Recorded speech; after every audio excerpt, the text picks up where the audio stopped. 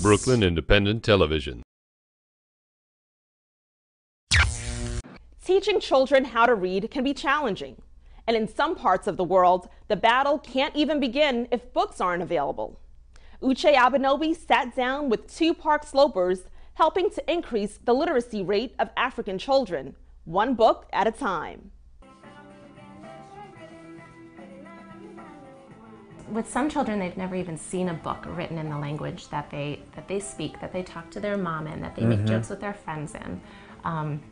So maybe even just like introducing them to that would be like one goal. And if they've come across it before, we'd love to like expose them to fiction, because otherwise, usually the only books that they have in a language like Bambara is going to be a Bambara to French textbook. So you're really just learning like vocabulary, and it doesn't have that, you don't have that story experience, you don't have that that connection. Casey Shuska and Steven Weinberg believe that children should learn in their native language.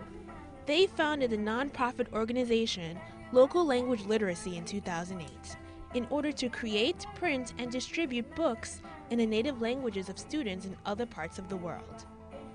Well, we were living in West Africa in 2008. Seven.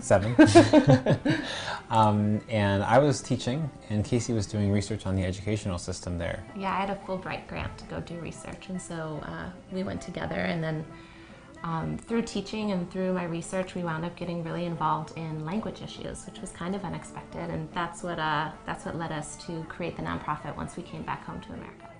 The couple collaborated on Sababu Mandogan, a novel written in Bambara, one of the native languages of Mali. With help from her Bambara tutor, Shuska wrote the book and Weinberg illustrated the cover. Sababu Mandogan, which means you don't know what will come of chance meetings, is a Bambara novel, and it's about daily life in Mali. It follows this woman just through 2 days in her life as she's struggling with like her husband not having enough work and her daughter not doing so well in school, and her relationship with her sister, just kind of daily life issues. The pair raised almost $5,000 and was able to print over 1,300 books for Malian students. Talking to educators in Mali about what they needed, what kind of resources they wanted to get students reading local language material and just kind of having more of a self-pride in their local language, it sounded like a really good project would be to take a story about daily life in Mali, get it into Bambara, and get it into a book that a kid could read, and kind of like for just pleasure reading, because that's pretty hard to find for kids who are having to learn French all throughout their education. This is the website of our nonprofit, Local Language Literacy.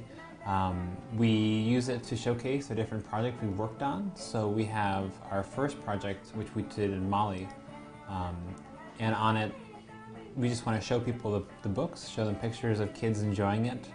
And we have pictures of kids who go to the schools that will be using it, the actual printing process, which was kind of a hoot. And then we also have a place on the website where you can donate. To find out more about local language literacy and their upcoming projects, visit www.locallanguageliteracy.com. For Brooklyn Review, I'm Uche Abenobi. Follow us on Twitter at BK Independent TV.